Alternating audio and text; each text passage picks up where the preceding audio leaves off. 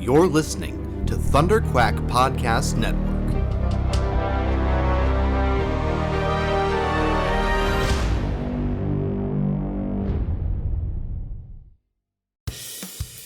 This is the Thunder Quack Podcast, the official podcast of Thunder Quack Podcast Network, where anything can happen. So strap yourselves in and hold on to your butts.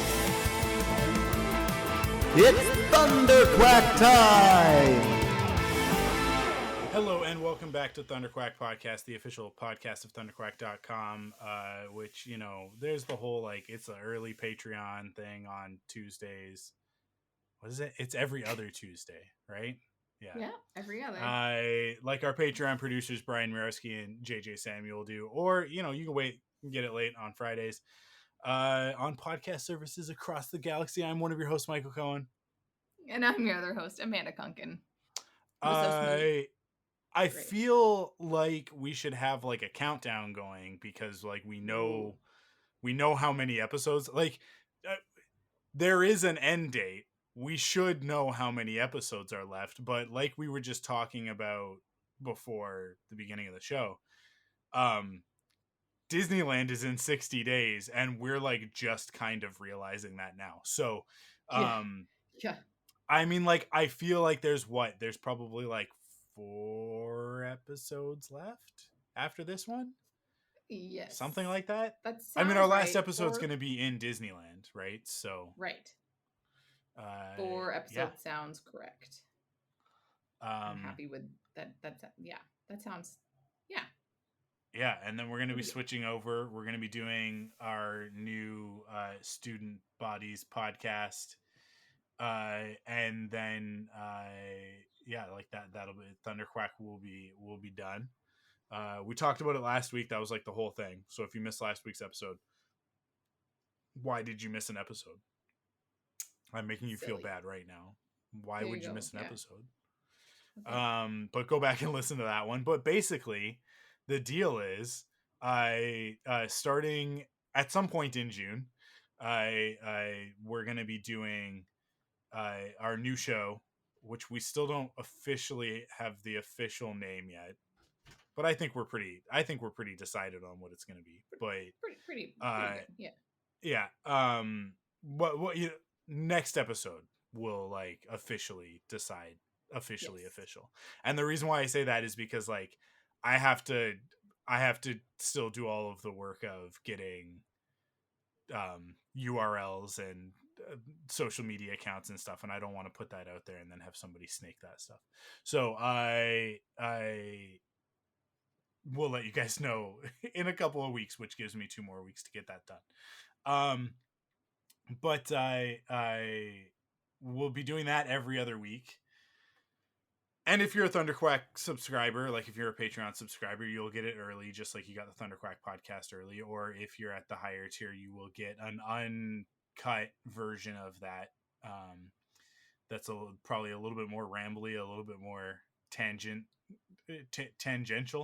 than the regular episode will be. Because as we talked about last week, it's this. It's gonna be we're gonna be really serious podcasters, and I'm actually gonna edit the episodes. I'm not just gonna put music on the beginning and end and pretend like I did work. I'm actually gonna go through and we'll have segments and stuff. It's just a little bit more like what Quiver was like, but yeah, and then one of those other weeks, the weeks in between, I'll keep doing Off the Record, which is the Patreon exclusive podcast at $5 and above, where I just talk without a co-host, so there's nobody to interrupt me. I can just talk to you guys. It's much more convenient for me. And you know what? I think it's probably more convenient for Amanda as well, because she doesn't have to be on the podcast. So it's a win-win. It's like you know me so well. I love it. It's great. And then the other gap week, we will do what we did earlier this afternoon. And when I say we, I mean I. Because it was 4 o'clock in the afternoon here is what for you? Like 3 o'clock in the afternoon is you add 2 hours, and then that's my whatever the morning is. It's like the inverse. Okay. It's the inverse, yeah. Yeah. Okay. So yeah, because right now it's 9:30. It's 11:30 for you, but in the morning Yes. at night for me. So Correct. so it was like 6 a.m. is so I don't expect you to be on at 6 a.m. right now, but maybe once you're back in the same time zone, yes. You'll yes. join me for office hours, which is just yeah. For now it's literally just like we have our Discord channel, and or our Discord server, I should say, and then we have a channel in the Discord server called Office Hours, and I'll just be there for an hour, and you guys can come and just talk to me about stuff. So Matt Campbell and Mark our meme master, our master of meme ceremonies. We're in there, and we were just talking about whatever. We talked about a bunch of stuff actually. Nice. So yeah. So just basically what you need to do is you just need to join the Discord. Like that's kind of the thing. There's a weird thing with Discord where it's like you create an invite link and it's like this invite link will be self-destruct after 7 days, and it's like I don't understand why you would do that. Can I not create a permanent invite link? And I don't know how to do it yet. If there's a way to do that, please somebody let me know how to do that. Really, honestly, I'm looking for a Discord expert to come into the Discord and really kind of just handle things and tell me like this is what you need to do, and or just do stuff for us. So if you are a Discord expert and you want to volunteer your services, that would be awesome. Let us know. Yeah. Because like we got a little sort of chunk of the community over there, but we need to get that going a little bit more, build that up. But if you're on there, I found out today after the fact that I can set events, so I'll set an event for it so that it'll sort of like be on everybody's calendar, I guess. I don't know. I don't know how Discord works, but that's what we're going to use anyways. Because like the reason why we're using Discord is because it's good for like that two-way conversation. Like anybody can just jump in. Right. It's just a chat room basically, right? It's just a voice chat room. So yeah, like it's cool that we can just like have that open, and you guys can just come hang out and talk, and it's just, I think it's a good community building thing, and it's just a little bit different from the, like, even today it was weird because it was like, oh, everybody's got screen names on Discord, not their actual names, and I don't know that I'd ever heard Mark's voice before, so even as much as like he posts on the Facebook group all the time and you know, like tweets stuff at me and all that sort of thing.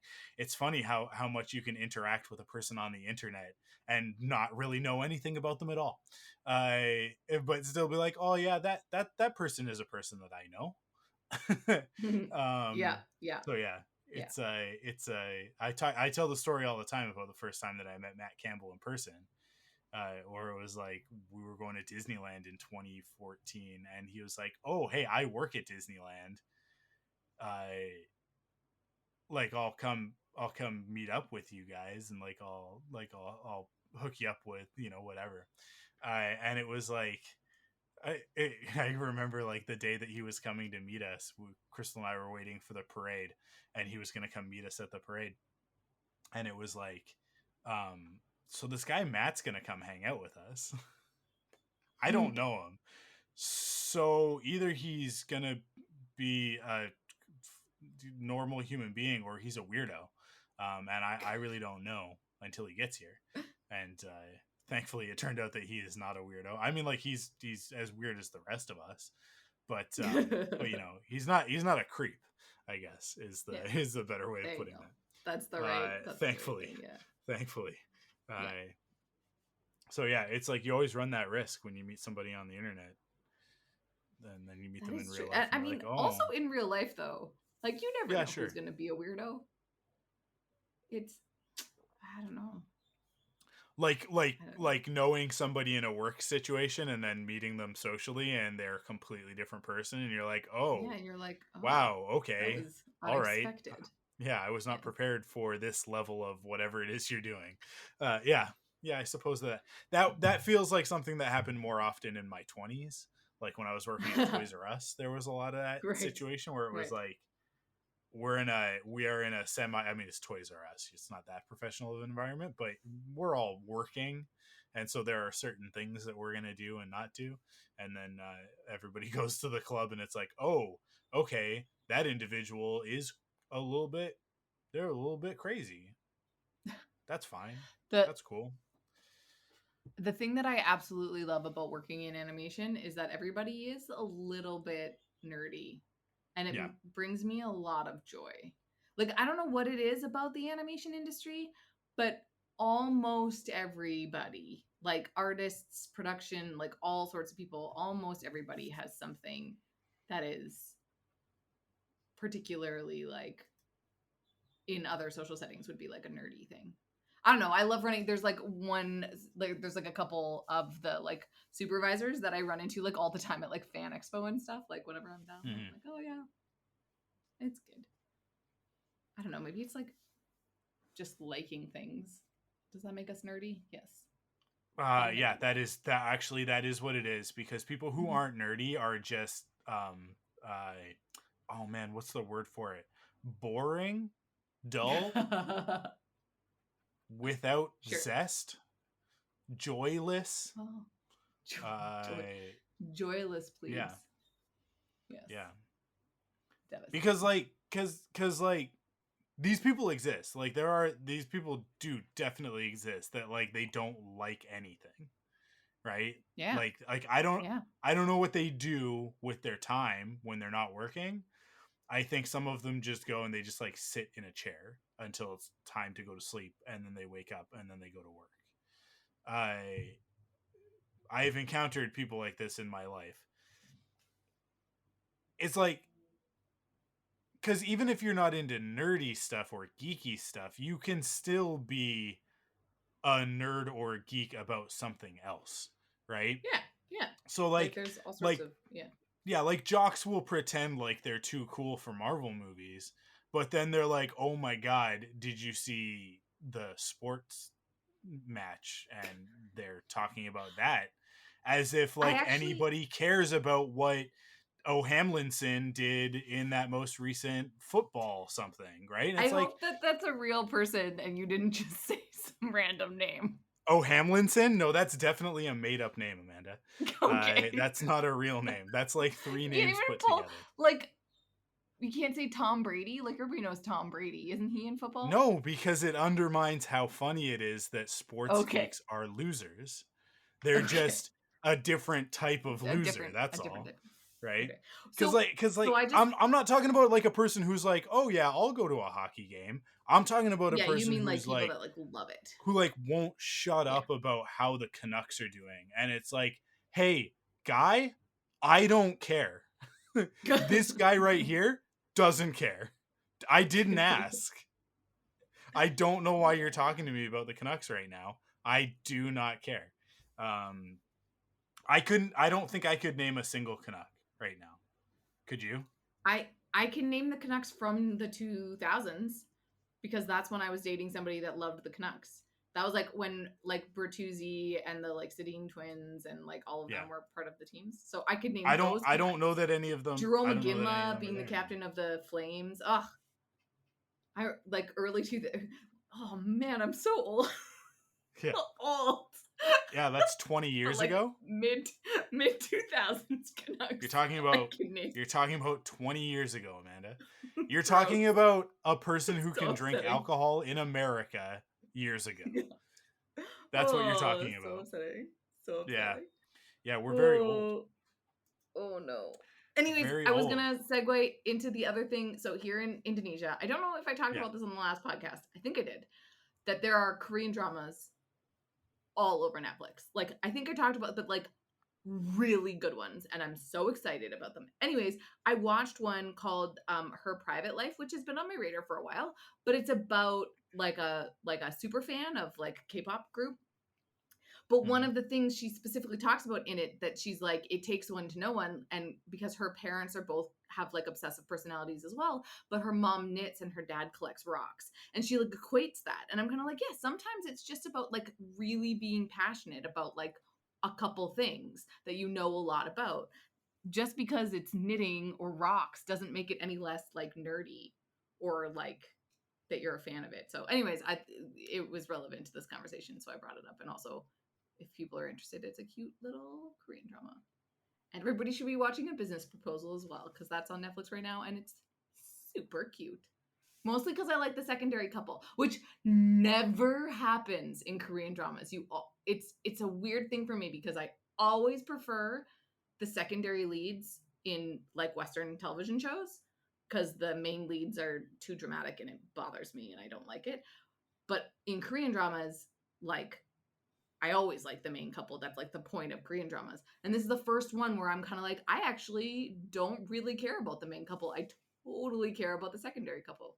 And I have started following them on Instagram, and they're super cute. So, anyways, that's my little rant about. I don't understand. You lost me somewhere because you're following them on Instagram. They're fictional characters, aren't they? Oh, well, no, I like the actors are cute. Okay.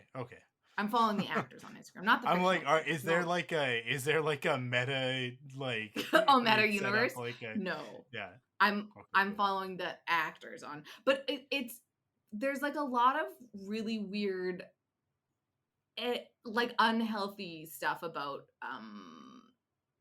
in my opinion, like like fan culture in like Korean, like against Korean stars, and like a lot of it is because they like put so much of like the shows on the on the like on the people, and like the Yeah. personal lives. We've talked about this before, right? Like that the personal lives of the actors influence the shows. I think we talked about that when the like Hometown Cha-Cha, basically like before the last episode, there was this like scandal with the main guy, and it like completely compromised the show.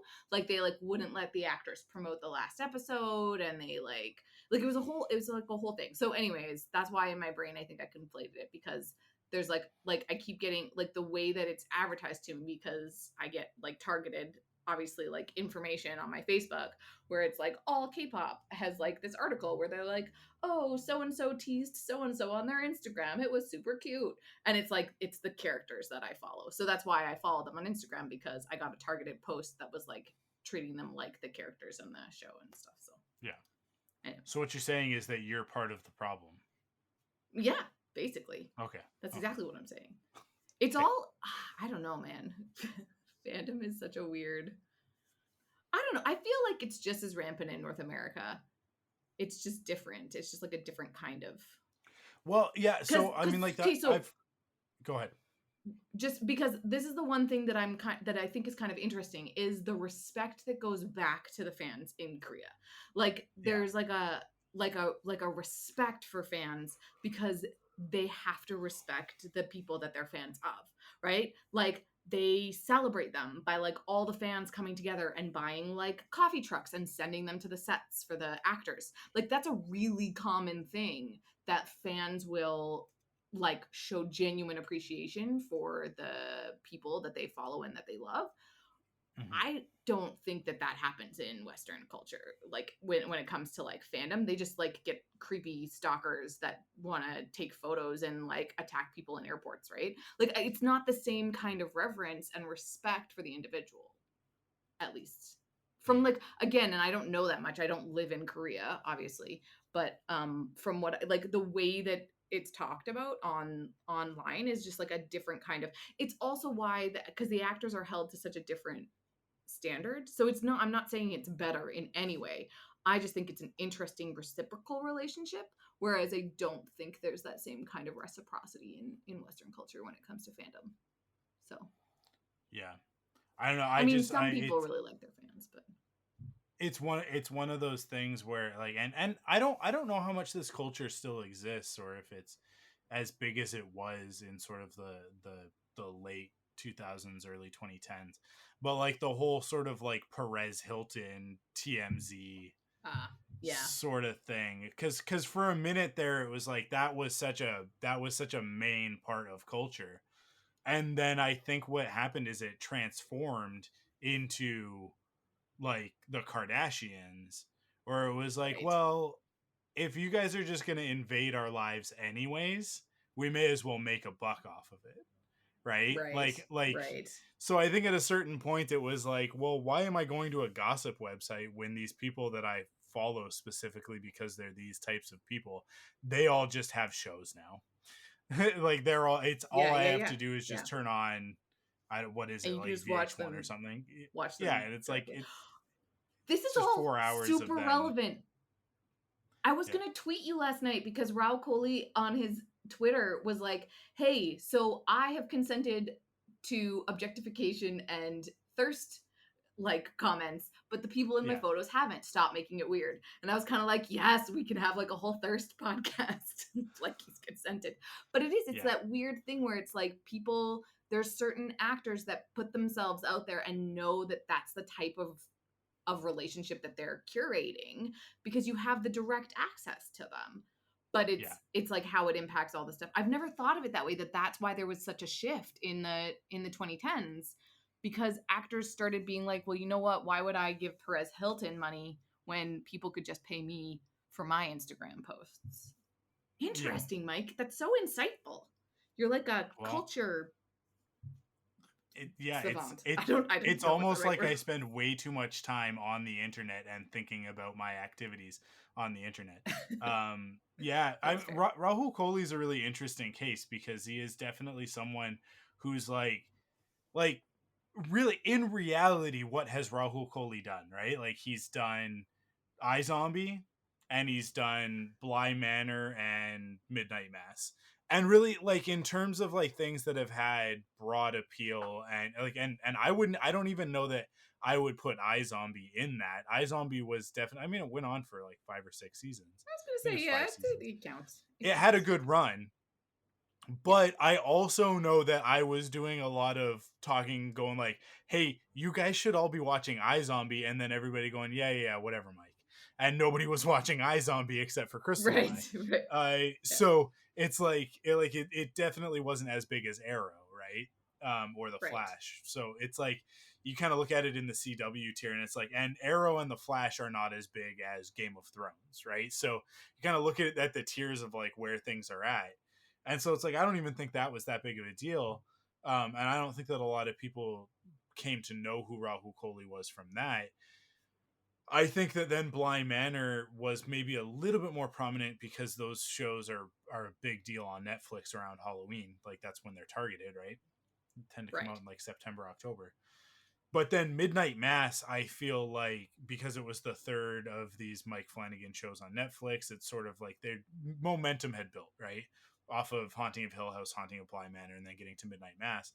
And I feel like with Midnight Mass, he kind of like now he's kind of in a zone where a lot more people are paying attention to him. He's got a lot more followers and that sort of thing.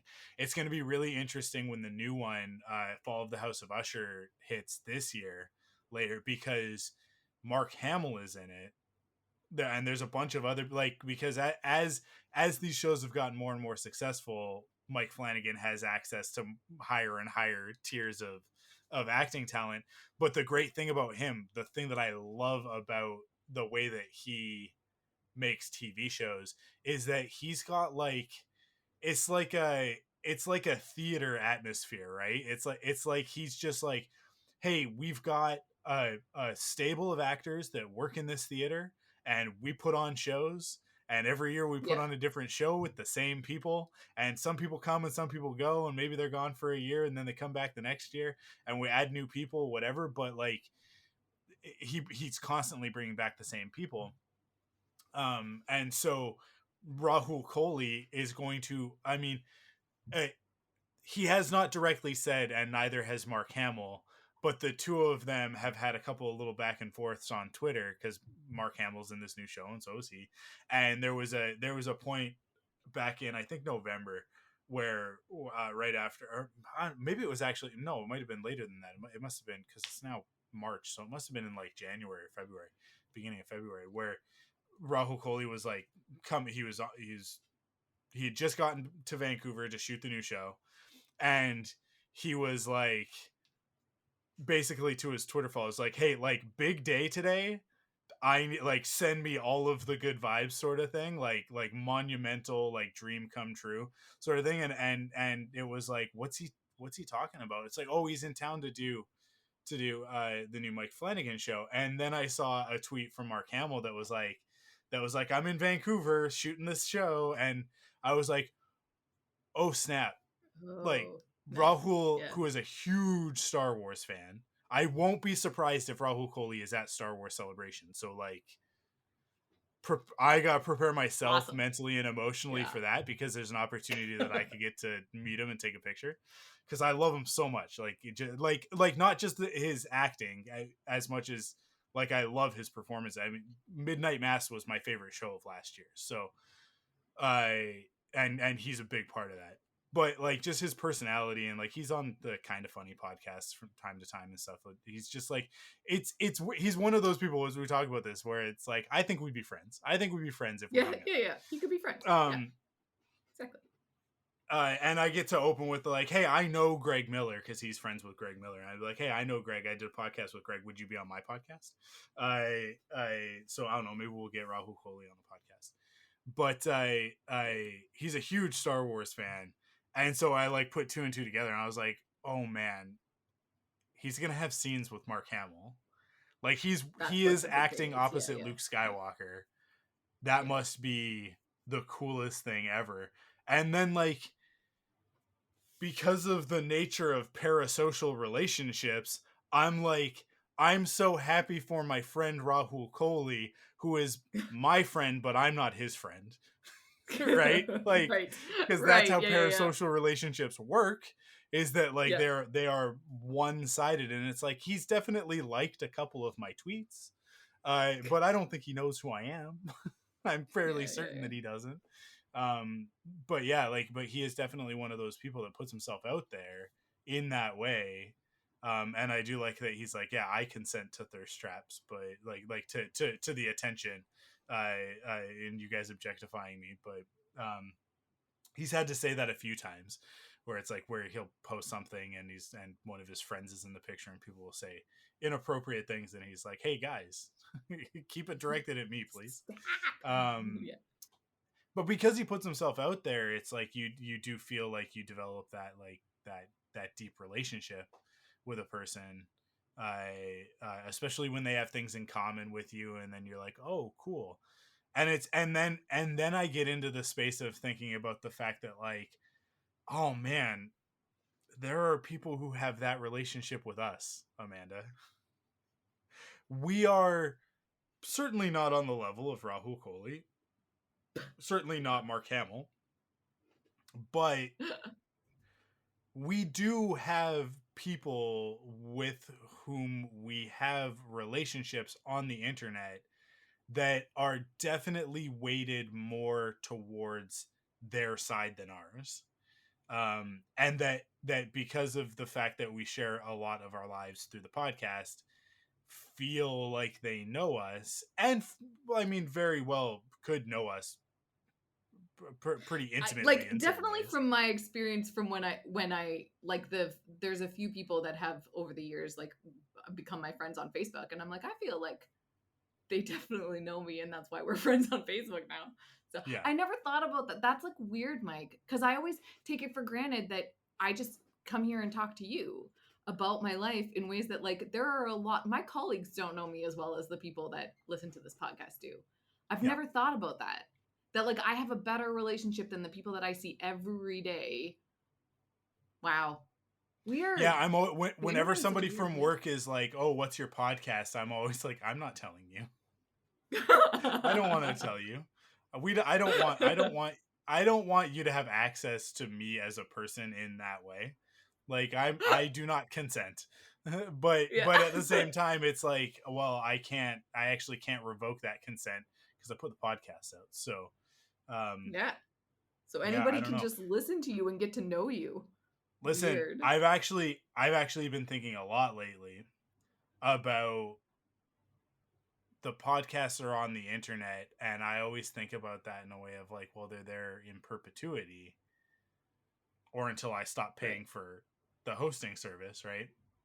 Right. And then I think about like, should they? Should people always be able to go all the way back 14 years and listen to me talk about Star Wars in 2008? Should they be able to go back and listen to those first two seasons of Arrow where of Quiver, where I was like, I'm not a feminist, I'm a what egalitarian, right? Like I used to say that Oh all the yeah. time because I was Ooh, like, those are rough. right, like because like at the Yeah. time, like my Yeah. understanding of feminism was different. I think also the conversation about feminism was different at the The time. conversation has changed. That's like Yeah, a 10-year-old us. That's so yeah, cray. exactly. So it's like, Yeah. does that stuff deserve to live forever? And the reason why I'm thinking about it is because I'm thinking about the Thunderquack podcast, and I'm thinking about like, if we're ending, like, do we leave this stuff up? Right? Like is this something that, like, does it really need to be up in that way?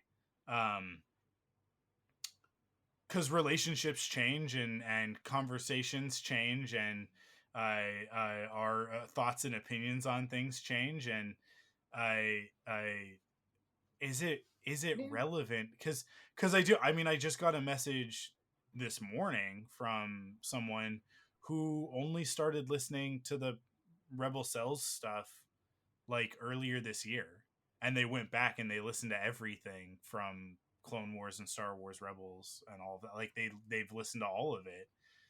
14 Wow. years of podcasts. Like I would just like to state how ludicrous that is, that a human being started listening to me talk about Star Wars this year and went through 14 years of podcasting in two and a Wow. half months. Wow. That's insane to me, that like that That's awesome. somebody I insane, not in the way of like that person is insane, but insane in the sense of like it is incomprehensible to me. It's like looking Mhm. into the face of an elder god and seeing the void staring back at you, right? It is insanity provoking on my end that somebody would do that. Because I don't think I'm that I had impressed. very good things to say about Star Wars in 2008. I think that I have much better things to say about it now. But yeah, But it's but like people, like, you can learn how those things change, and it's like people that hopefully are only going back because they started at a certain point now and can see how that evolves, yeah. which is interesting. I do just want to say we have used the word crazy and insane multiple times on this podcast. I don't know why I'm like really aware of it today. Oh, I think I know what happened.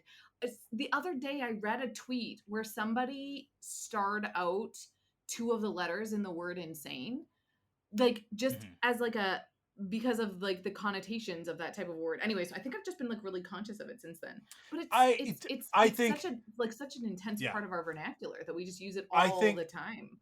Yeah. I think context is important in this conversation, right? Oh, of course. If we were Of talking course. about mental health and I was saying like, "Oh, all these crazy people," right? Right. Yeah. I Yeah. think that No. No. No. that's not Yeah. cool. I No. think the I'm going to sound like a right-wing conservative for a second. I think that the policing of words in that way is actually like, it's a little bit much. It's I think people need to just like pull back a little bit on that sort of thing. Certain words, absolutely, I would not say on a podcast without a warning ahead of time. And I'm not even going to say any of those words right now. I think that people probably know what some of those words are, because Mhm. I am very sensitive to the fact that those things could legitimately be triggering to a wide swath of people with specific experiences, right? I think that But the that's the word interesting thing crazy is, should not be triggering.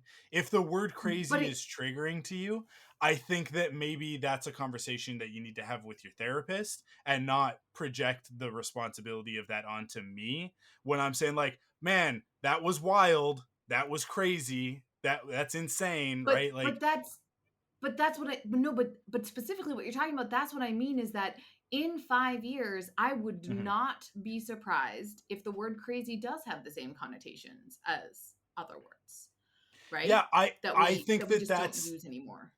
I do think that is dangerous rhetoric to get involved in. But And but I to have like stopped, but I let run try I rampant. don't I disagree, because again, that we've talked about this before, that it doesn't take much for you to change your language. I make a very concerted effort to never type the word crazy. I do not type the word crazy. You know what I use instead? Bananas. I use the word bananas all the time. Mhm. I have found a lot of fun using the word bananas, and people understand the connotation of bananas in the same way that they understand the connotation of crazy, and I avoid any potential harm that it might do. But it is genuine. I think this word is on the precipice of being put in with other words that, like, again, 20 years ago or 10 years ago, nobody really thought of, and they had the same reaction that you did, right? Yeah, that's fair. Which is That's fair. I do think that a word like crazy is a little like for me personally, I think that's a little bit too far. Like we're being a little bit sensitive about like, oh, like that's offensive to me personally or whatever. And it's like I right. don't know, like there are certain things I don't know. It's And like, I guess okay, so no, here's a perfect example. I do not like it when my coworkers start talking about Star Wars. It is triggering for me, right? When I'm in a work situation and people start talking about Star Wars, it's 100% triggering for me. It gives me a lot of anxiety, right? Because I spent most of my life being told to shut up about Star Wars. That's my personal experience. That's my thing that I have to deal with. But like if I were to impose that in a work setting of like, you guys, that's really triggering for me. I'd appreciate it if you guys stopped talking about that topic. And it's like, okay, it would be one thing if it were a different topic that was a little bit more like touchy and like and understandably sensitive. But it's like, you mean that like the multinational global phenomenon blockbuster film franchise Star Wars, you don't want us to talk about it, right? Like I just think that there's got to be a line somewhere. Otherwise here's my problem with it. Otherwise the conservatives were right that like eventually it's just not okay to say anything to anybody, and before see, you I open your this is mouth so you got to start worrying about like, hey, is it okay if I start talking about X, right? And no, no. I just Okay, so I think there needs to be like an like accepted, common ground areas that we can all exist in, so that we're not like, you have been way more political than me in the past couple years on this podcast, yeah, and you usually are the one that are very like forthcoming and like have these things that you give a lot of insight into society, that I'm kind of like, okay, I this I I fundamentally disagree with what you're saying on this like about this word, because the equation that you just made to Star Wars is so incredibly unfair, because it's such a personal experience. And I have a belief that if you did sort of mention that like it made you uncomfortable, that people might be more aware of it and stop saying it. But literally the word crazy has been used as a weapon against women and against people with mental health issues, mhm, to belittle them and to demonize them and to make them lesser in society. That is the difference. The people talking about Star Wars and you feeling uncomfortable because you have personally been felt like that was a like people have belittled you for talking about Star Wars. yeah, That's not a universal experience, and that's not intrinsic to the word and how it is weaponized in society. So there's a clear difference between that example that you just gave, and it's not any less valid, right? It's a very valid example, and I understand what you're talking about, but with the specificity of this word, I think it's an unfair equivalent that you just made. So I just I'm so sorry. I didn't mean to like go into a whole thing about this, but it's like, but for me, genuinely, like it tweaked me every single time we've said it on this podcast. And I personally don't have any negative affiliations with the word crazy. But every Yeah. time we've said it on this podcast, something inside of me has felt off. And if I feel that way, having no mental health problems and it not being used as a weapon against me, how must it make people feel when it has been used to belittle them and to make them feel insignificant and lesser? Yeah.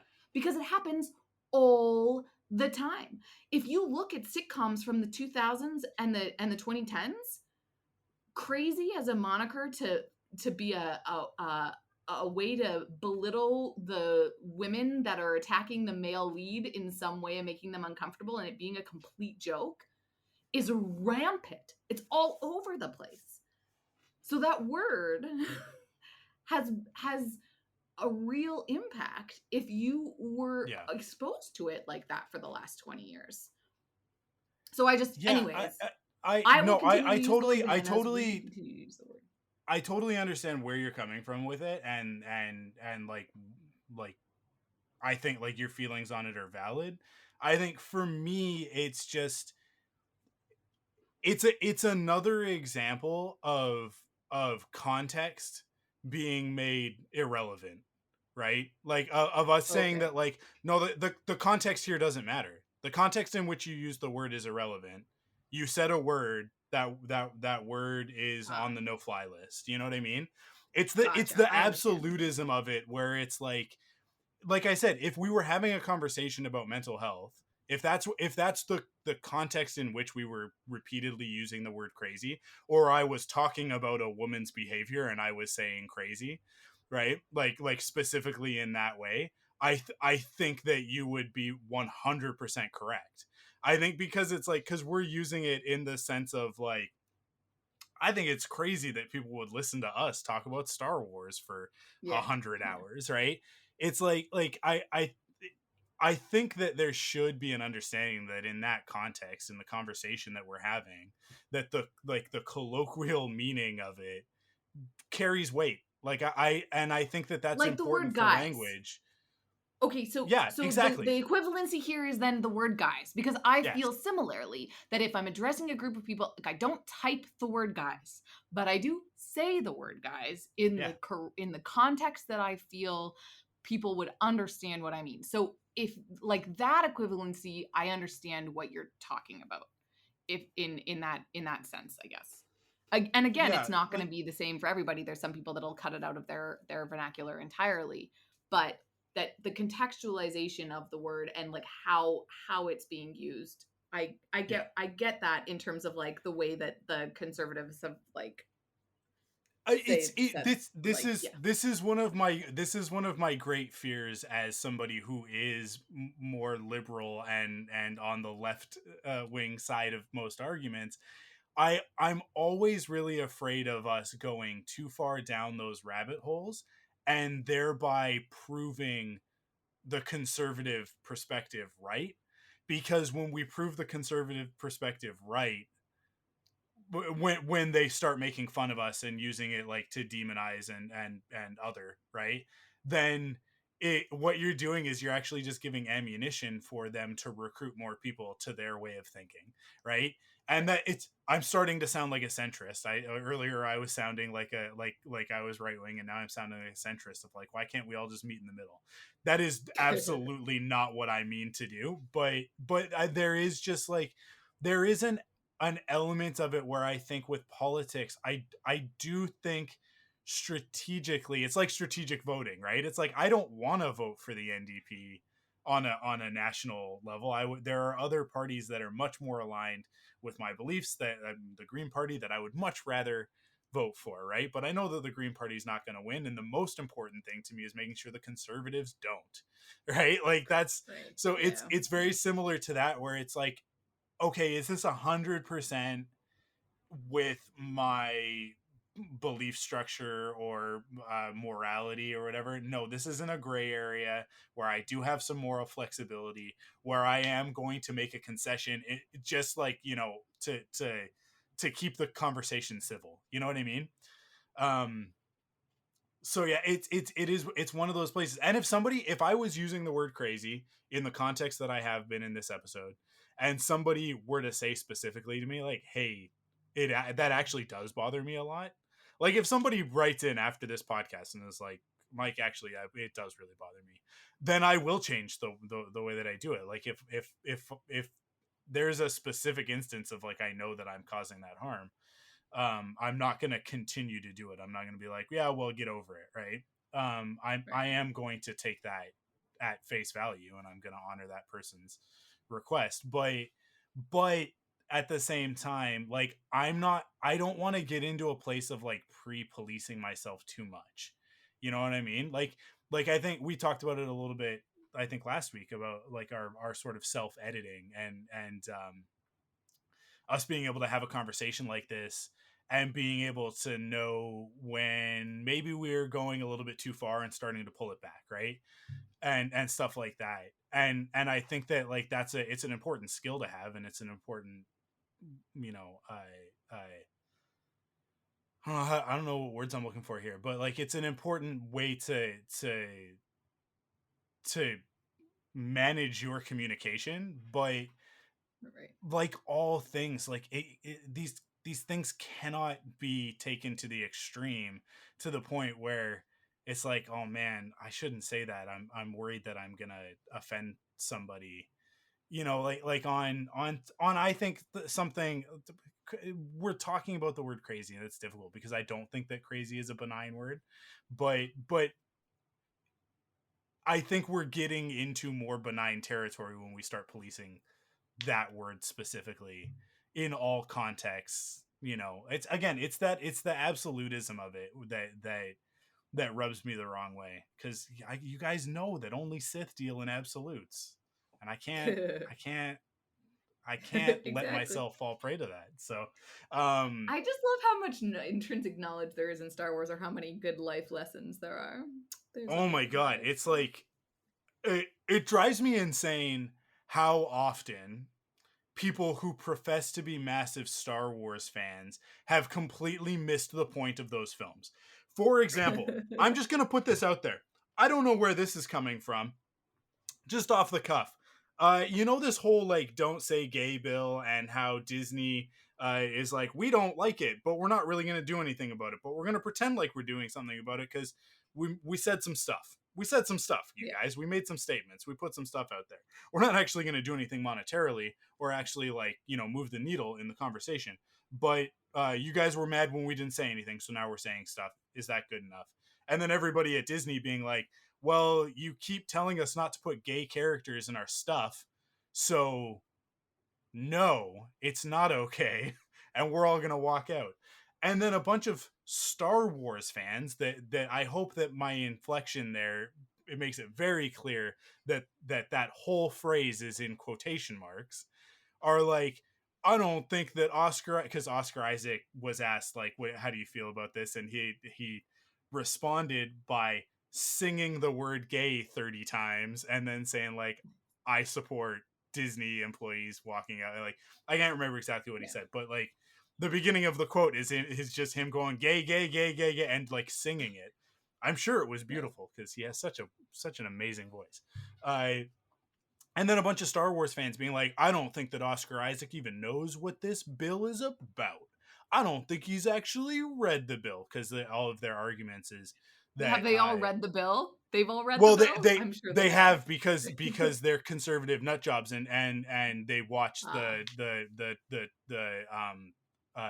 Dum Dum Carlson guy. Dum Dum Carlson. Yeah, I don't want to say his actual name because it's yeah. Like, you want to talk about something triggering, something offensive. That man's name makes me so angry every time I hear it. And when I see his stupid, dumbfounded, fake face, I want to punch the man directly in the face. And I don't care if that like is like a legal trouble that I'll get myself into. I'll pay whatever fine. I definitely want to punch that man direct. I didn't actually say his name, so you know, like, I think we're safe. But you're safe. He says a thing on his stupid show, and he's like, I can't believe that we're expected to just go along with this, and then reads out the whole. I mean, he doesn't read out the whole bill. He reads out the one line of the bill that is the talking point that they all then go on the internet and say over and over and over. And there's one line in this bill amongst all of the hateful rhetoric that's in it that is about basically it's not even an issue. Let's be super clear on this. About not talking about basically like sex to children in 3rd grade and under. No problem with that. No problem with that. I don't think that any of us have a problem with that. Is that something that should happen in a classroom? I don't think that it is. I think like 5th grade is probably around the time where sex education should start talking. I mean, I don't know. 4th grade is actually probably more correct because that's I think it was probably 4th grade when we were in elementary school. Yeah. Yeah, so I think that is about the right time to start talking about puberty and to start talking about sex and that sort of thing. And I do agree that like I don't think that a 3rd grader should be sitting in a classroom setting having a conversation about like the mechanical act of sex, or where babies come from, blah blah blah. I do think it's 100% fine for a math problem in a 3rd grade textbook that has 2 parents in it, for both of those parents to be of the same gender identity, right? Like, because that's what we're talking about. We're not talking about, like, they will say sex, but it's not 2 men, right? These 2 men that are a parent, that are parents of a child in a math problem. That's one of the examples that gets thrown around, right? And it's like no mention of queer anything, no mention of anything same sex, trans, blah blah. Like, erase it all. It's not allowed to be talked about. Okay, so like what happens when the teacher is gay and has a same sex partner, and a child asks this like male teacher, what about your wife? And that male teacher now has to say, I'm sorry, I'm not allowed to talk about this subject. Please ask me another question. Is that how that's supposed to happen? Yeah. I don't know, but that's what they're arguing about. And it's like, you say that you're a Star Wars fan. You are not paying it to either. One of 2 things is happening here. Either you're not paying attention to what the rebellion symbolizes in that story, or what I think is actually a lot more common than people realize, you don't identify with the rebellion. That's not the team that you're on when you watch those movies. Right. And your Darth Vader t-shirt isn't just because Darth Vader looks cool, but because you actually think they've got it figured out. It's just a bunch of white guys. It's just a bunch of white guys telling the galaxy what to do. Now that's a movie I can get behind, right? Like, I think that people would be very surprised if you could reach inside the minds of some of these individuals and find out what they're actually thinking. I think people would be very surprised to learn that a lot of them are thinking that. I do also think there's a lot of fundamental misunderstanding of who the heroes of Star Wars are and what they represent and what they're fighting for. Because are you saying that I shouldn't like Kylo Ren? No, because that's exactly it, is that like Kylo Ren and Ben Solo represent that conflict. That's the whole point of that character, is to look at it and go like, are you a fan of the thing because it's cool, or are you a fan of the thing because you believe in it? Because Kylo Ren does not believe in the First Order, right? And it's one of the things that Rise of Skywalker gets totally wrong, is that like he's like Palpatine's like, I'll give you an army and then the First Order will rule the galaxy, and it's like, he doesn't care about that. Especially not after The Last Jedi. The only thing he should care about in that movie, in Rise of Skywalker, is Rey. And it's like they're half right in that movie with that. but the other half is like, I don't understand his motivation right now. Why is he hanging out with the Knights of Ren and they want Star Destroyers from Palpatine? It doesn't make any sense. But that Is movie this doesn't make any podcast sense. going to become a bash No, Rise of no, Skywalker we don't need to podcast? relitigate that. You guys all know that The Rise of Skywalker is an awful movie. No, but what But you're these saying, fans are like, they're on the internet telling people in relation to an actor from Star Wars or in threads about Star Wars that they don't support homosexuality and that they do support the Don't Say Gay bill, and they think that it's not appropriate for these conversations to happen in a school setting at all, because that's like, this is the slippery slope, is that right now it's like, oh, we're just talking about third grade and under. Yeah, today that's what we're talking about, and once this bill gets passed, the next one is K to 12, right? And then the next right? one is, Yeah. we shouldn't be talking about this in a university setting, right? And then Oh, and it's so along scary. with It's so this, scary. But that's like along what with this is happened. the other People, legislation that's making it illegal to be a trans child in Texas right now, right? And isn't thankfully, this like, it's like there's people fighting against that stuff, and it's, they can't technically do anything, but the bill, like, the law is still a law, still but there? there's And an yeah, injunction but against it, so it's like a temporary stopgap. Like, oh my god. it no, everything you're talking about though, it's like why people need to watch the prequels, because you can see it happen.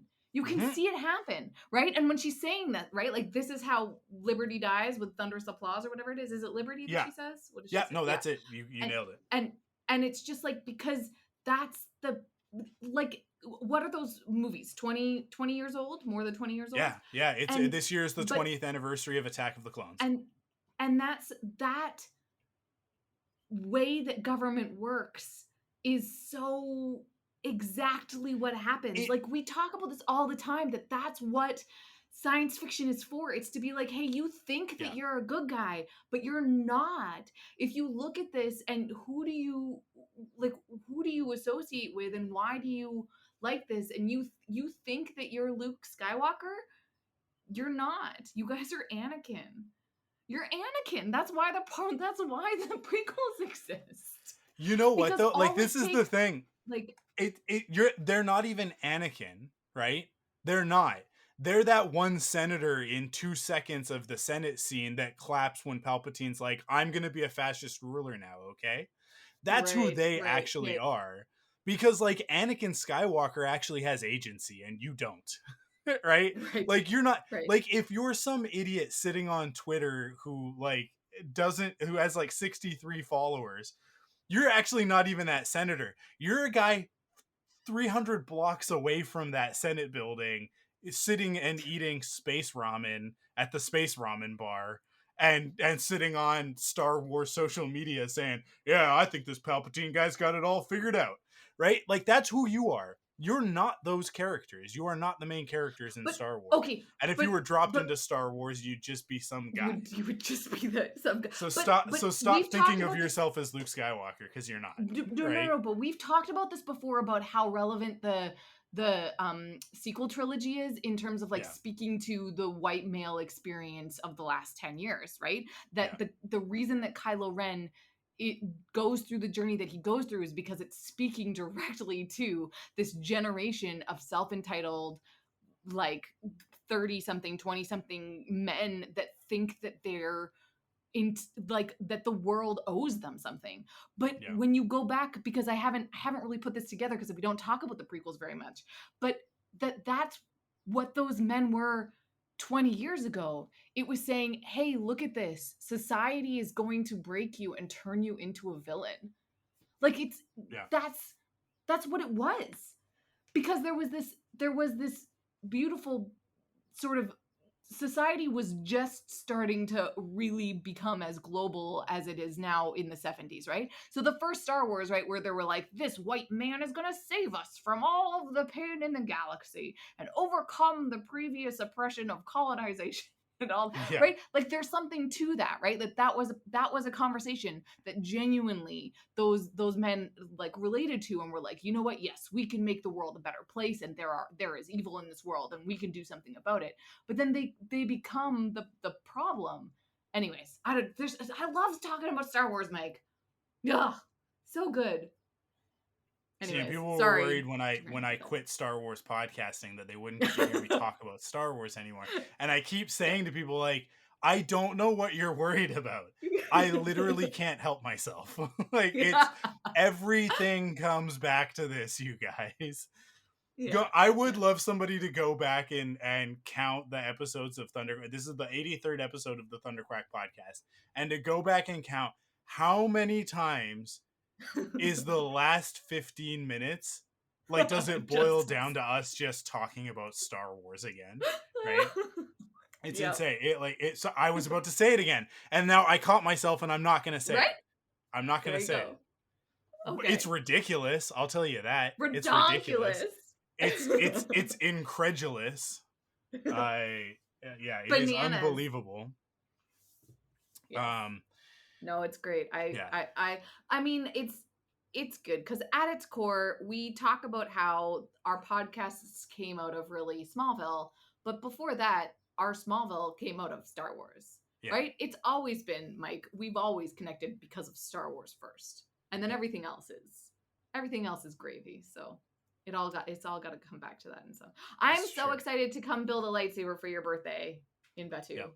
You've got to let me know. You know way more about. I haven't been researching the park, even though I've been there. Like I don't know as much as you do. Like you had these like time zones. I like when you were talking about like where it shows up like in the films, and I'm like, oh, maybe I should do a bit more research. Anyways, it's good. Yeah. Well, I mean, we're going to Star Wars Celebration, and you're gonna be sitting in panels so much Star Wars. Theoretically about Star Wars. So. Yay. You'll know more about Star Wars after that than you did before. That's kind of the point. I don't know. I honestly don't know what this celebration is going to be because like we're 2 months away and they just announced the first guests and the guests are Anthony Daniels. Okay, that's not a surprise. He has been at literally every Star Wars celebration.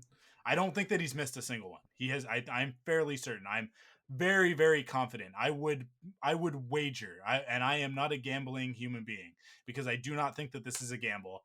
I am 99.9999 repeating percent sure that Anthony Daniels has been at every single Star Wars celebration. If he wasn't at one, it was because he was like getting surgery that day or something. Like he had some very legitimate reason for not physically being there. But there was probably a video of him saying, "I'm so sorry I can't be there." He's Anthony Daniels. Is like this. This is meant with zero disrespect.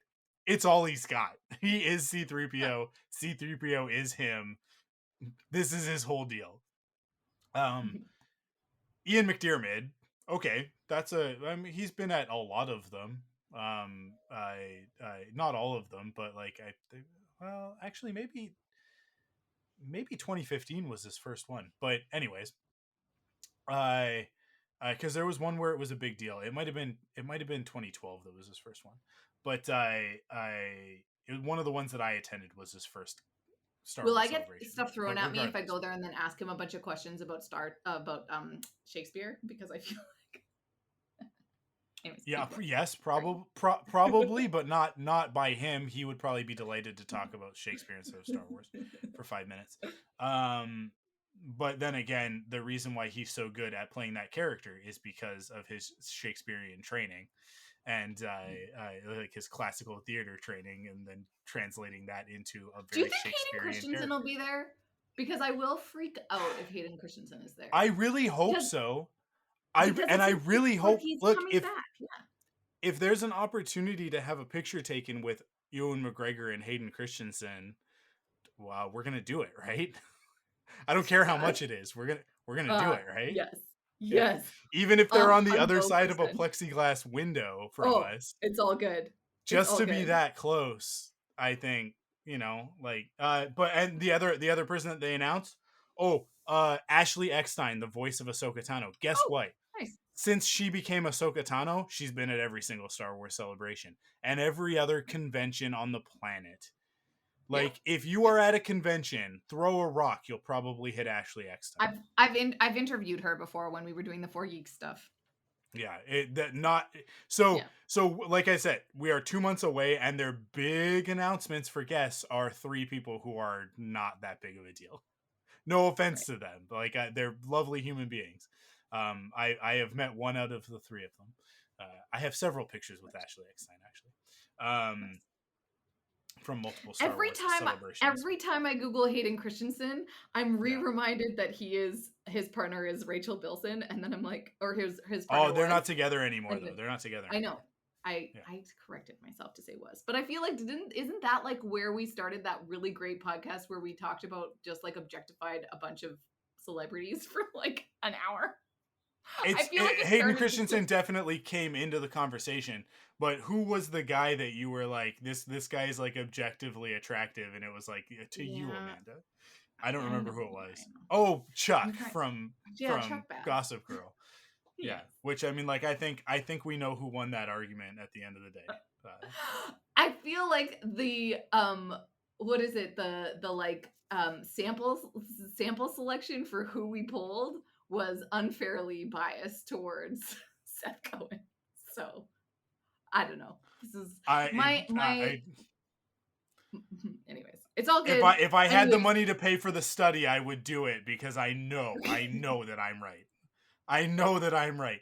Just from an objective human standpoint, I know that Adam Brody is physically more attractive than the guy who played Chuck on Gossip Girl. You know what the main reason I have to back that up?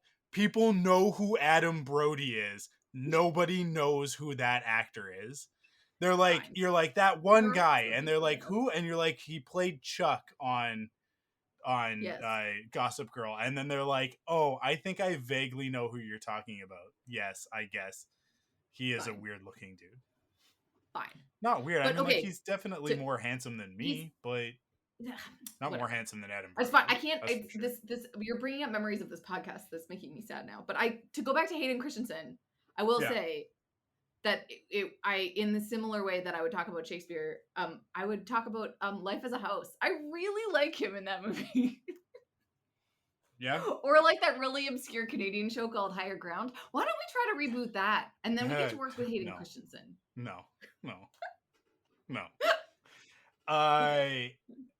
I think that by the end of June, in the year of Some People's Lord 2022, I think that the opinion on Hayden Christensen's acting ability is going to be widely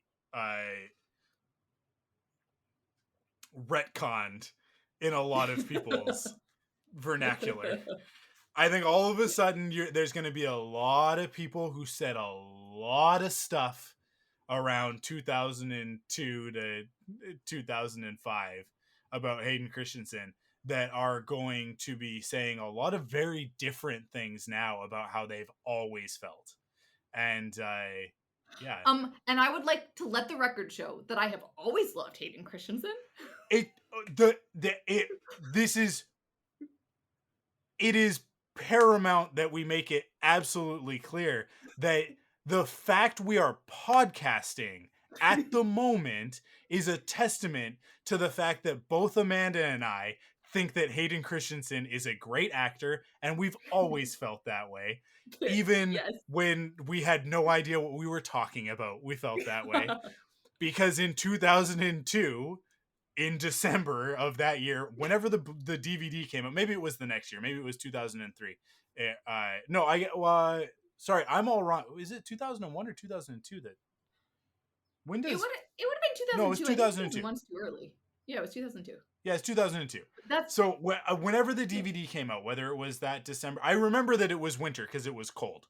And you came to my house and you picked me up, and then we went to the Blockbuster and we rented Attack of the Clones on DVD, and we went back to your house and we watched that movie because we both agreed that Hayden Christensen is amazing. And I mean, like, look, I was definitely more like, yes, but Ewan McGregor is way prettier, right?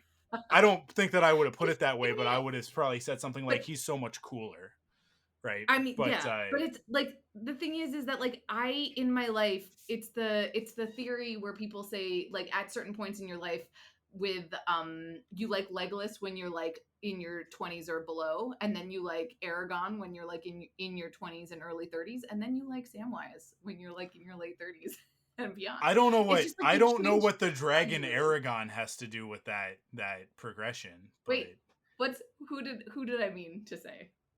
Aragorn. Aragorn. Okay. Come on, fantasy. I Come up I with new couldn't syllables. no, I couldn't let that one pass, Amanda. That one shall not pass. Did I say Aragorn? Aragorn, please. Put some respect on the name. The King of Men, Jesus. Anyways, I can skip. Anyways, it's fine. He is. But I feel like it's the same thing with Hayden Christensen. I quite like if I go back and rewatch Attack of the Clones. Yeah. If that occasion ever arises, I would now like Ewan McGregor a lot better. But at the time, I really liked. You think so? Is that? It's just like so the at way a certain that, point. like, So did it start with Jake Lloyd or? No, No. ew, come on. No one ever. No, that's the joke. That's the joke, Amanda. That's the joke. Poor Jake Lloyd. Yeah. Didn't have a real good life. But no, that image, like we've talked about this multiple times. It's that image where he's like really angry with the scar on his face. I guess that's later. Anyways, that's the what next. What were we talking about? We were talking about know. something else. Star Wars. Anyways. Oh yeah, we're excited to see who's at Star Wars Celebration this year. It'll be my first year at Star Wars Celebration. I'm very excited. It because of the timing. I mean, Obi-Wan literally premieres the day that Star Wars Celebration, the day like it would be weird if they weren't there. Yeah, they have to be it like would be very weird. To be there. It would be weird if they weren't there. I don't know that they'll be accessible. I mean, like if Ewan McGregor is there, more than likely Ewan McGregor is there for part of an afternoon and will not be accessible to human beings. Right? You will need to be something above that status in order to be graced with his direct presence. If we're lucky, we'll get to be in the same auditorium stage that he occupies. Like we will get to be somewhere. I don't know how to measure like distance. 100 feet. Is 100 feet a lot? I guess that's a lot, right? I don't know feet. I don't know how to do feet. How many times does 6 go into 100? A lot, right? Don't make me do math on the podcast. I measure distance by me laying down, and I'm 5'11" and a half on a good day, so I just round up to 6. To 6 feet. So it's like, how far away is that person? Well, if you laid me end to end, laid you down 10 times, that's how far away that person is. It's like, okay, so 10 times would be 60 feet. I mean, I'm just trying to picture myself in the theater, in the celebration stage, and like that would be like, we're probably talking 200 feet away. Probably. If we get like center seats like within the first 10 rows, that would be and then Ewan McGregor comes out, I'll cry. I'm not kidding. Like I'll cry. Yeah. Like I will be crying because like I cried when I was in the same auditorium as George Lucas, and we were so far away. We were in the balcony towards the middle, like we were at like the front of the back of the balcony. And like he stepped out on stage and he was just this little tiny, like the size of a Lego man. But it did not matter. The whole lot of us were weeping. I mean, like I also didn't sleep that night before because we had to line up in order to get our wristbands in order to get into that auditorium. So there was not a lot of sleep that happened the night before. But regardless, now I'm a dad and I never sleep. So, and we'll have done theoretically, let's say Ewan's probably going to come out on stage either on the Friday or the Saturday. So we'll have done at least 3 days in Disneyland, probably 3.5 days in Disneyland, as well as probably a full day of Star Wars Celebration, and then children sleeping in bunk beds for the first time, so not sleeping at all, and Yeah, and just a very a non-optimal situation for getting a good night's sleep. So I'll probably be exhausted emotionally and physically, and so the second that I see Ewan McGregor from anywhere in that and the celebration stage, what I don't know what they call that room. It's because it's almost like a stadium pointing at a stage. Like, it's crazy how big it is. Um, Cool. it's so big, and we could be all the way at the back, Really? and it won't matter because I'll just be like, I'm Nice. breathing the same air as him. I mean, like, we're all wearing masks, but But yes, like but in the theory, parts yes. of the air that can't be filtered by the mask are the same as the ones that he's breathing, and that'll be enough for me, you guys. That'll be enough. Oh my god, because are like there are two Star Wars mans that are beyond just like, oh, I think that they're neat. Like, there's a deeper connection there. One of them is Ewan McGregor and the other one is Oscar Isaac. And if I'm ever in the same room as either one of them, I will lose my everything, mind, body, soul. It's just all gonna go. There you go. Like, keep I love clear, it. like, stand away from me, because I'm You not just can't. responsible You for just what won't. happens. I'm not. There you I go. can't be. It's yeah. Okay. It will be a religious Yeah. experience. So if he's not there, on the one hand, I'll be disappointed. On the other hand, I will have relief because I won't have a nervous breakdown in the middle of Star Wars Celebration. But Matt and I have a saying. Matt Campbell and I have a saying. It's okay to cry at Star Wars Celebration, and we've said Yeah. that Nice. since 2015 when we cried a lot at Star Wars Celebration. There were a lot of tears on the last day when everybody was going home, but yeah. So I hope you know what you've signed up for, Amanda, because there's going I'm to be a lot very of excited. grown This is men good. weeping. I am gonna feel bad because I probably won't cry as much as you guys do. But I feel No, you like I'm definitely gonna just take pictures with all of the Kylo Rens. I'm very excited. That's a good plan. Yeah. There will probably So be a day where you maybe can get pictures with multiple Kylo Rens at once, because they'll probably do like a group photo or something. Great. That makes me happy. They tend to just all gather. I don't know. Every time I go to Star Wars Celebration, I get home from Star Wars Celebration and then start looking at social media, and I'm like, wait, when did that happen? Where was I when that was going on? What like, and it's like, well, you were in this panel or whatever. Yeah, there's so Yeah. much going on at these shows that it's like it's impossible to see and do everything. So Nice. you really gotta just pick the most important stuff and hope that you get to do it. I don't know. We'll see how many people attend. It could be a very different show from the ones that I've been at before. I mean, the last one that I was at in 2015 was over 45,000 people Holy in one cow. convention center. Yeah.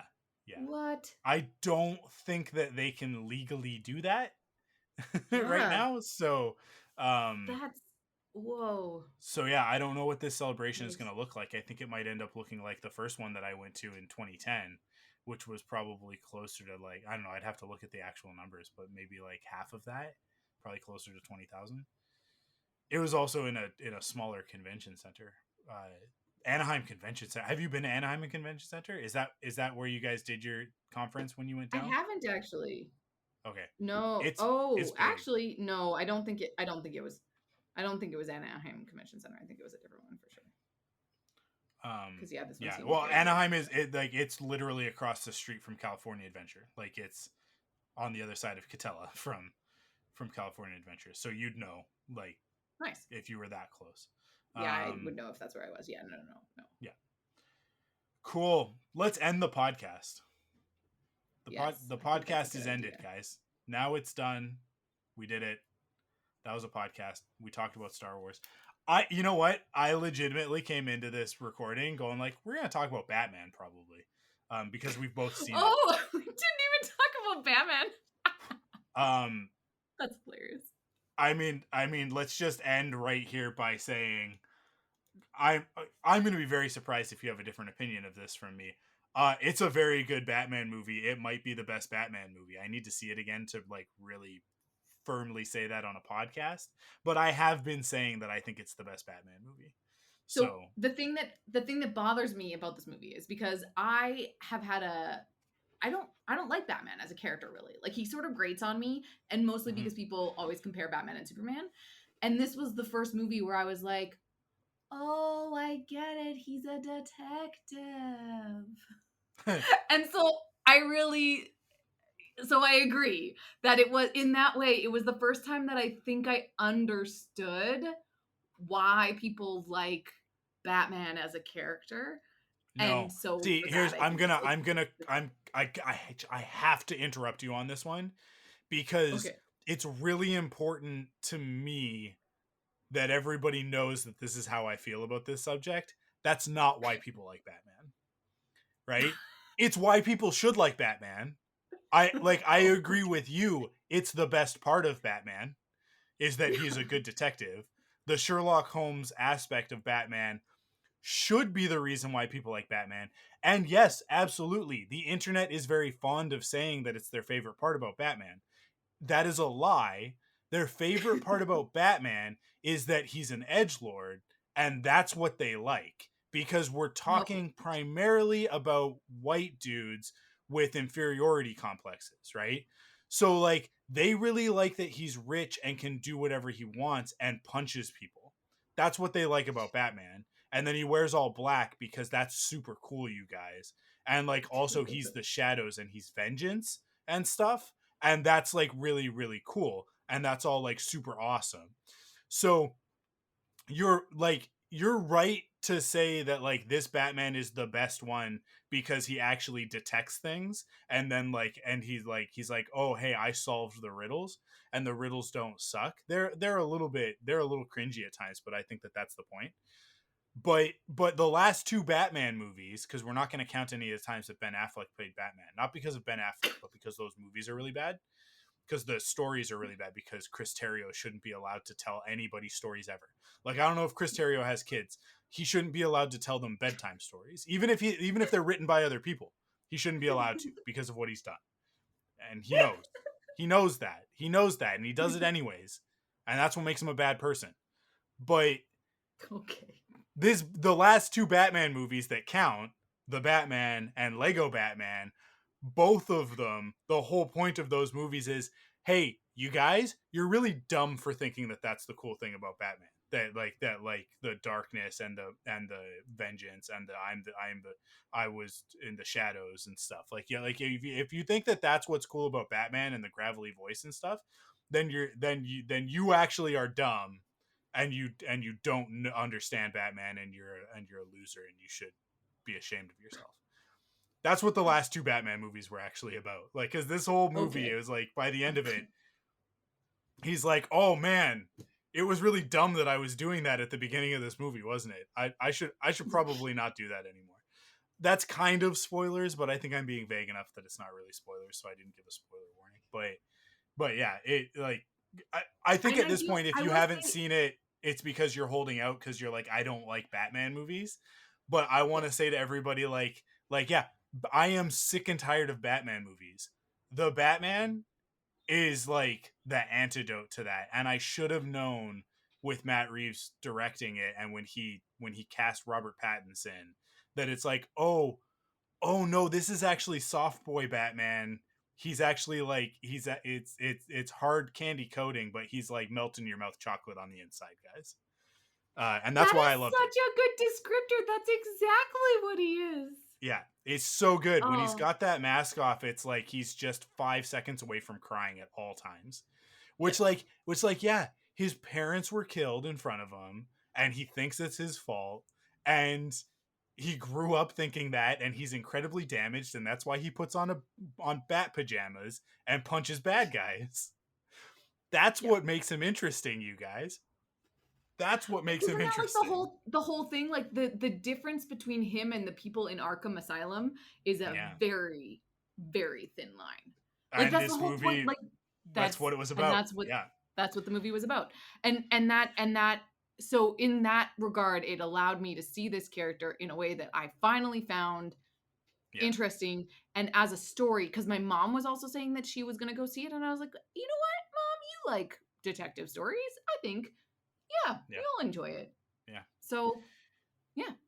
In a good Batman, it opens the door for even better Batman movies, and I think that is the best thing that a superhero movie can do, especially the first in a new iteration. Yeah. And especially for for sure. a character who has now been iterated.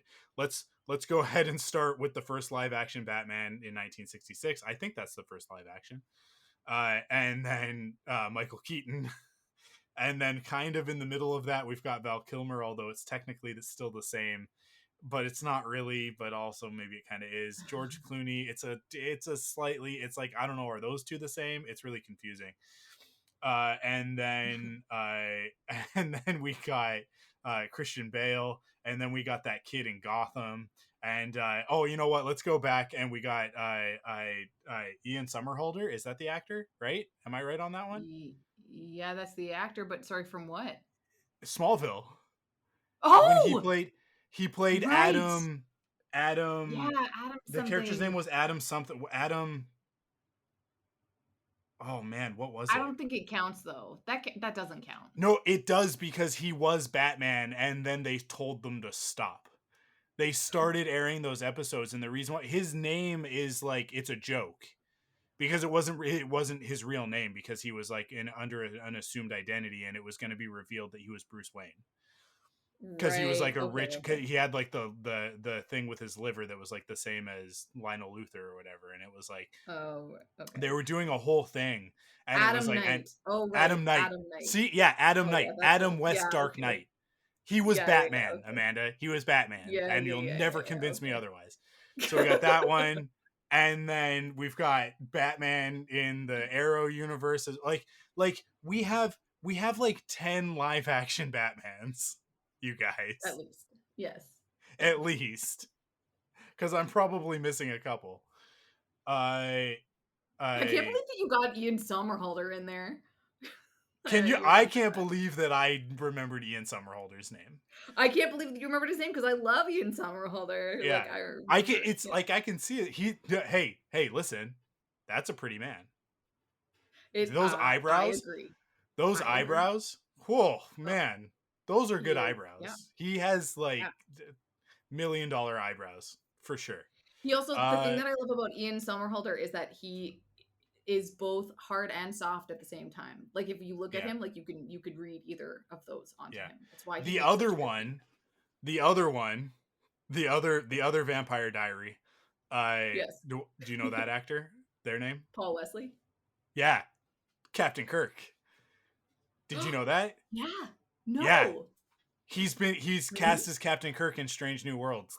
Maybe I did. I feel like something came up on my feed, but okay, I see probably it, me talking about it, because I was like, this is great casting. I think this is fantastic. I can't wait. That is the Star Trek thing that I'm most excited about. The other Vampire Diary. Yeah. The other Vampire Diary. Okay. I said the podcast was over, and then we kept going, Amanda. We have to stop. Batman was good. Let's maybe talk about Batman more later. I don't know. Maybe we'll talk about Batman. Sounds good. Yeah, I didn't like the Joker that they did in because they released that deleted scene today. I don't want to watch it, because I feel like, because I really like that actor Barry, however you say his last name, really grew on me. Like I loved him in Eternals, and so wow, that movie was so unmemorable. We've had to hear you say that. I know so many times, and it's like, we get it, Amanda. You like the weird, creepy guys. I like this. I like, what did you say? The weird, creepy guys. You like the weird, creepy guys. You like Chuck Bass. You like the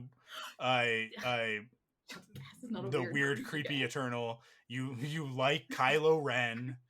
I see the appeal now. Fine. Like, don't get me wrong. I see the appeal on that one now. But but you walked out of The Force Awakens. Amanda, you walked out of The Force Awakens going like, I want a slice of that cheesecake. And I was like, really? Because he came off kind of not so good. I remember very vividly us having a conversation in which I said that I loved Reylo, like those two characters together, and you being like, you are missing the point of Star Wars. And I'm like, fine, but I'm going to still love it. So I remember. You ended up being right, but everybody gets one, so.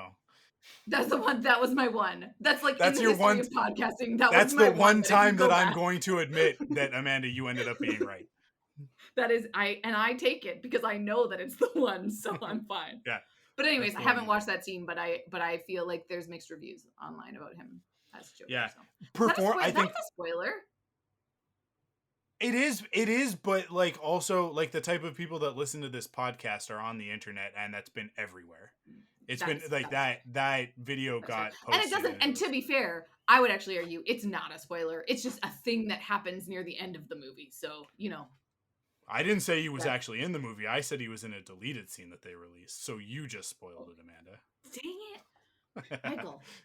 Right into my trap. Anyways. No, I mean, I said it when we started talking about Batman, and I kind of spoiled the ending where it's like, look, if it was important to you, unless there's circumstances, it's COVID, so there's reasons why people can't go to the movie theater. But for the most part, I think that everybody who really, really wanted to see this movie and not be spoiled has seen the movie by now. Well, you actually saw it a week before I did, and I was very into it. So. And I'm in a different, I didn't think I was going to, because it was a thing that I made. Like, hi, welcome to Indonesia. It's nice to meet you. Do you want to take me to the Batman? Anyways. We are the worst at ending podcasts, Mike. Wrap it up. I'm trying. I'm doing it. I'm doing my best, and you keep talking. Thank you guys for listening. This is the problem, is that for you, it's like the middle of the afternoon, and for me, I'm very tired and want to go to bed. So Thank you guys for listening. It's been a month, and so we only have a few more of these episodes that we have to deal with, and then Amanda will be back in the same time zone, and then life can go back to normal. That's it for this episode. We'll be back in a couple of weeks. You're on the next one, right? And then the one after that's the one that you're skipping because it's your birthday? Correct. That's correct. Okay, so the two of us will be back. I'll be back next week with Off the Record, where I'll probably talk about Batman at length, unless something else cool happens between now and then. That's it. Excellent. Thank you guys for listening. Stay safe, everybody. Wash your hands and be kind to one another.